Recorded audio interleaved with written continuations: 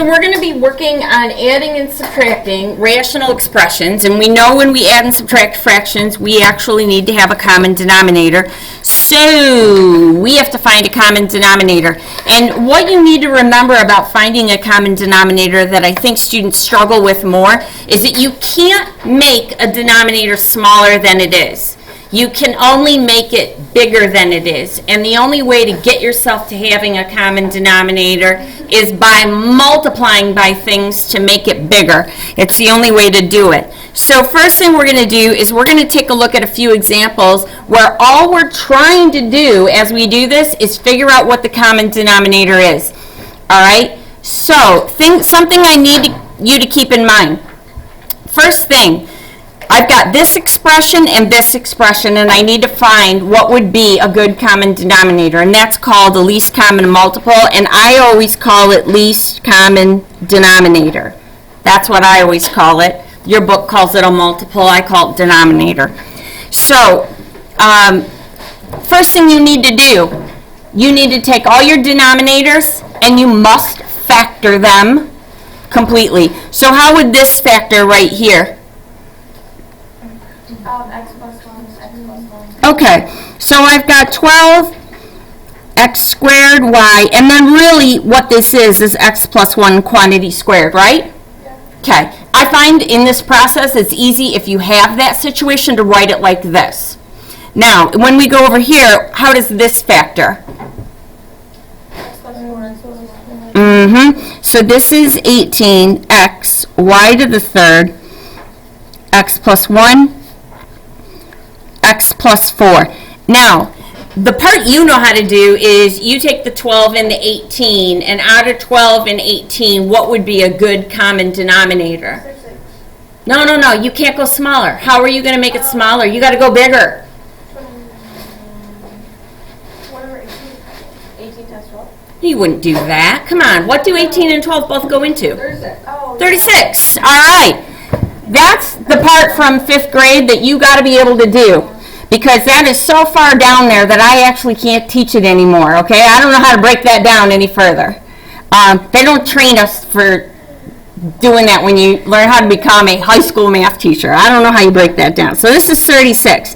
The next part I can explain to you. You have to look at every individual variable or factor, and you need to include the highest power that you see in either one. So if you look at the x's, we have an x squared and an x to the 1 power, right? You need to include the higher one of those. So we need to include an x squared. If you look at the y's, we have a y here and a y to the third here. So we have to use the bigger of those, y to the third. Now, I've got 2x plus 1's here and 1 here. So guess what we need to include? 2. We need to include both of them. Yep. The highest power of each factor. Next, we also have an x plus 4 here. This guy doesn't have one at all. Doesn't matter. The highest number of them that we have is 1, and he's over here. So this would be, and I know this is an awful denominator, but that is what you would have to have as your common denominator. Okay? Oh my goodness is right. So let's take a look at these. This one isn't as bad. First of all, your first step is to factor. How would you factor the first one? Take a 2 out, and it leaves you with x plus 2. And how would we factor this? X minus 3, X plus 2. Beautiful. X minus 3, x plus 2. So remember, every factor, we have to include the highest power of them that either one of them has. So would you agree they both have an x plus 2 and they both have one of them, right? Oh, that works out well. We really only need to include one. But we do need to include a 2 and an x plus 2. We don't need 2 x plus 2's because the most that anyone has is 1. So we just need 1. And then we're going to need an x minus 3. Now that is a very reasonable common denominator in Algebra 2. Okay? Let's go to the third one. I've got a 3-way one. So this is what you would have to deal with if you were adding 3 fractions. So how do you factor the first denominator? X plus 4, X minus 1. X plus 4, X minus 1. How about the second one? X plus 4, X minus 2. And this one. X minus 4, X plus 0. Wait. Wow. I'm not okay. You're not okay. That's not okay. It's Friday. X minus 2 squared. What's going on with me? X minus 2, X minus 2. So, now, we got to look at all the different factors we have. X plus 4, what's the most that we have? 1, so we need an X plus 4. Then we have X minus 1s. What's the most that we have? 1, so we need one of those. Then we have X minus 2. What's the most that we have? 2, so we need 2 of those. And we've covered everything. So that would be our common denominator. So here's what we're going to do. We're going to go down here to the next example, and we're actually going to add and subtract some fractions. Well, I think we're adding first here. So first thing you need to do, factor your denominators, okay? You do not need to factor your numerators. If they're factorable, you don't need to do it, just the denominators. So first denominator, nothing you can do.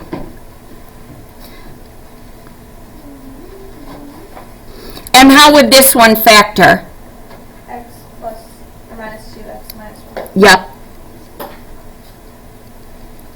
Now, what would be a good common denominator? X minus 1, X minus 2. Beautiful. So we're going to write that down. LCD, X minus 2, X minus 1. So now we've got to fix it so they both have that denominator. This one already does. We're good to go there, but this one doesn't. So we need to give him an X minus 2. So put him in parentheses and give him an X minus 2. Go to the top and give the top the exact same thing. Fair enough? Okay. Now, you have two fractions with common denominators, so we can add. Remember how we do this? Give yourself a nice big fraction bar. Your common denominator stays. And all you need to do is add or subtract across your numerator. As you're doing this, distribute here. So this, would you agree, is x squared minus 2x plus 2x and minus 1, right? We all agree on that? Just add it across. Now you got to simplify. These guys canceled, right? All gone. And so I have x squared minus 1 over x minus 2, x minus 1. Next thing you need to do, we got to see if we can simplify that. What would we do to simplify that? X plus 1, X minus 1. Yeah, factor. So x plus 1, x minus 1 over x minus 2, x minus 1. And you can cancel the x minus 1s, and that gives you, let me scoot the camera because I need every inch of this paper, equals x plus 1 over x minus 2. Now, our excluded values, so what values can x not have? You remember how you do this? X not equal to. What else can it not equal? 1. Can't equal 2 and it can't equal 1. And the reason why is because we have both of those in our denominators. Can't equal either one of those. Oh, even though we canceled it. Even though you canceled it, still excluded. Yep. All right, so we ready to go and do one more? All right, let's do it. First thing, let's factor. So the first one, we can't factor that denominator at all, so I'm just going to leave it as x plus 1 over x minus 1. That doesn't cancel. What about this denominator? X minus factor an X. Plus X. Whoa, whoa, whoa, I see Factor an X. Take out an x. I just X minus 1. Okay, so what would be a good common denominator? X minus 1. X. X minus 1, right? Because we need the x as well. So, what does this guy not have? An X. Okay, let's give him an x, which means do the same thing to the numerator. so that they both now have both an x and an x minus 1. Okay, now you can add them because we have a common denominator, which is x minus 1. All you're going to do is distribute and add across, and this would be x squared plus x minus 2. Do we all see where that came from? Next step, factor that numerator.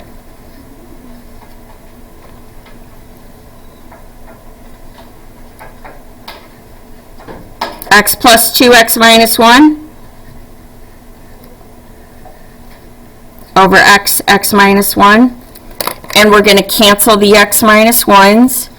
And so our answer is x plus 2 over x. What are our excluded values here? X equals 0, x can equal 1. Can't equal 0, Negative.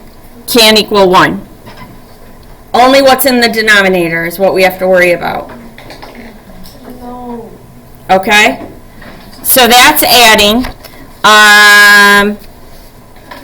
You know what? In the interest of time, because we're running short, I'm going to go right to subtracting.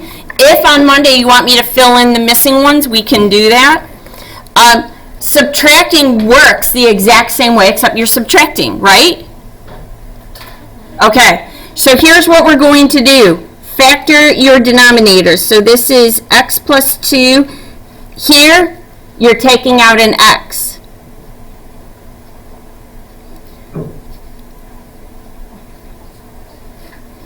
What are you doing here? Yeah, 2. Take out a 2. Okay, what would be a good common denominator? 2x minus 2. 2x. X minus 2. So what does this guy need? A 2. So give him a 2 on the top. What does this guy need? An x. So give him an x on the top. Now, you're going to subtract across. Keep in mind, when you go to do this distribution, you're distributing a negative. Okay? So now, our denominator is 2x, x minus 2, and my numerator is 2x plus 4 minus x squared minus 2x, right? Wait, what? Wait. Distributing a negative, x times x gives us minus x squared, x times 2 minus 2x, right? The 2x and the minus 2x cancel, don't they? And you have 4 minus x squared over 2x, x minus 2. Next thing you have to do is factor. Keep in mind, this is in backwards order. Your options are you can factor this in backwards order, which would give you 2 plus x, 2 minus x, or you can factor out a negative 1 and it flips it around. And some people like that better. Maybe that's you. I don't know. All right, now factor it. So negative 1, x plus 2, x minus 2, over 2x, x minus 2. The x minus 2's cancel. When you have a negative, if you're going to leave it in the numerator, this guy's got to stay in parentheses. Or you can just put it out front, and then you don't have to worry about that. I like to put it out front, so I end up answering like this. Negative x plus 2 over 2x. I just like the way that looks better. Now, excluded values. What can x not be? 0 and 2. So x cannot be 0. X cannot be 2. All right, how about this? I'll do one more. You want me to do C? All right. Let's go down here to C. And we've got a factor, so let's leave this one.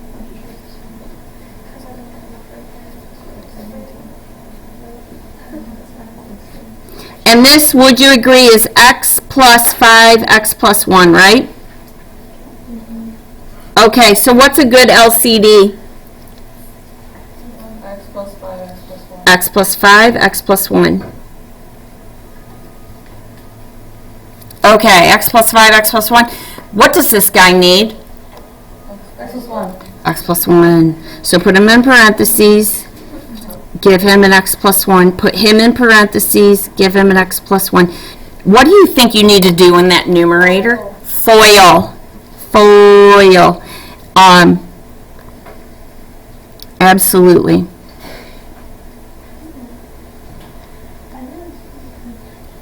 All right, so this is x squared minus 1 when you FOIL. Agree to that?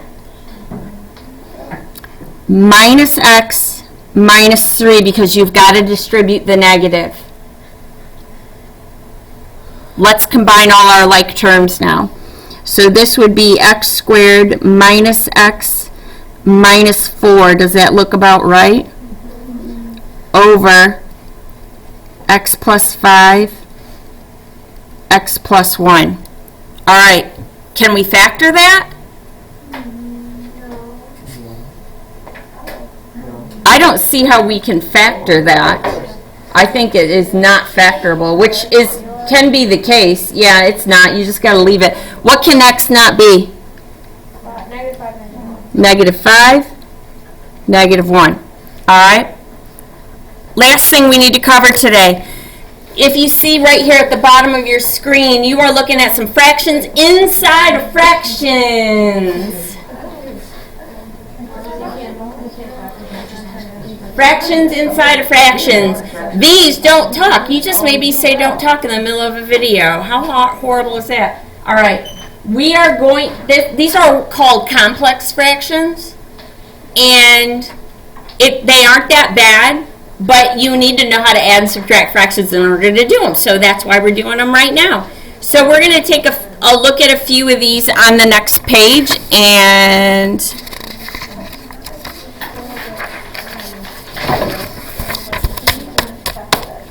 okay, here's what you need to do. And I love using a little ruler to help me with this. If you want to use one of your note cards to help you do this, that is fantastic. We are going to simplify just the numerator and make it one answer. Then we are going to simplify just the denominator and make it one answer. And then do you remember how the fraction bar means divide? We're going to keep switch flip it. And that's it. So first of all, I'm going to cover this up. And what would a good lowest common denominator be? XY. So this guy needs a Y, top and bottom, and this guy needs an X, top and bottom, right? So what we have here is Y plus X squared, right, over XY. Right? Y here plus x squared over xy. We got one. That's all our goal is to get one fraction there. Now we're going to do the same thing for the bottom. So you don't even have a fraction here. So give them a denominator and put a 1 there. And what would be our, right, y would be our denominator. So multiply by y, multiply by y. And this would, when we add, give us 1 plus y over y. Fair enough? Keep switch flip. There we go. Keep switch flip. And this would give us y plus x squared over xy times y over 1 plus y. Agree? Does anything cancel? Wait, what does it say? Oh, the y. Keep switch flip. The y will eventually. We can cancel the y's. Alright? What about if you did y plus xy minus x? Well, you don't have a y squared and we don't have a minus. You can't do anything with this. Yeah. So here's what you have left. Y plus x squared over x times 1 plus y. And that's what you're left with. Do you have to do any not equal things? In the directions, it doesn't say to, so we're just going to not do it. In the interest of time, because we are rapidly running out, I'm going to do the very last one. This is going to be a big problem when we do this. So, okay. So, first of all, just look at the numerator. What would be a good common denominator? X plus 1. Okay, so this guy needs an x plus 1, which means this guy needs an x plus 1. This guy just needs an x, as does this. Fair enough to say? Okay, so big fraction bar there. Nice big denominator of x plus 1. Our numerator, you have to FOIL this, so let's write that right there so we don't forget. FOIL. So x squared minus x minus 2. Agree? Plus 2x? I'm just foiling in my head. That's all we need to do for right now. Let it go. Nope. Negative 2x, positive 1x gives you minus x right there. When you simplify this, you'll get plus x. Let that go. On the denominator, what's our good LCD? X minus 1, X plus 1. X minus 1, x plus 1. So this guy needs an x plus 1. This guy needs an x minus 1. Okay, so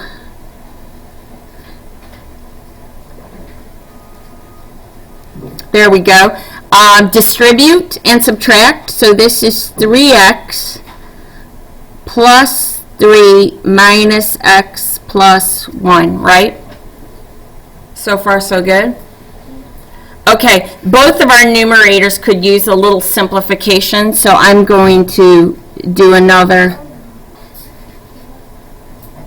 simplification. So this would be x squared plus x minus 2, and this one 2x plus 4.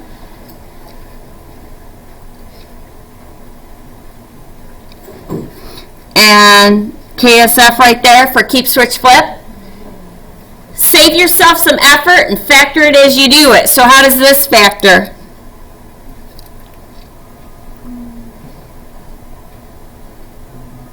X plus 2, x minus 1. X plus 2, x minus 1. Now this guy is coming to the numerator because we're flipping, right?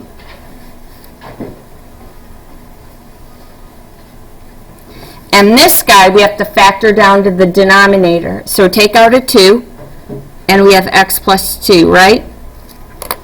Okay. X plus 2's can cancel. X plus 1's can cancel. And I don't see anything else that cancels, so here's what we're left with. Wait, how did 2 get in the bottom? Factor a 2 as the greatest common factor out of here. Keep, switch, flip, so this flips. Keep this fraction, switch to multiply and flip this one upside down. So x minus 1 squared over 2x.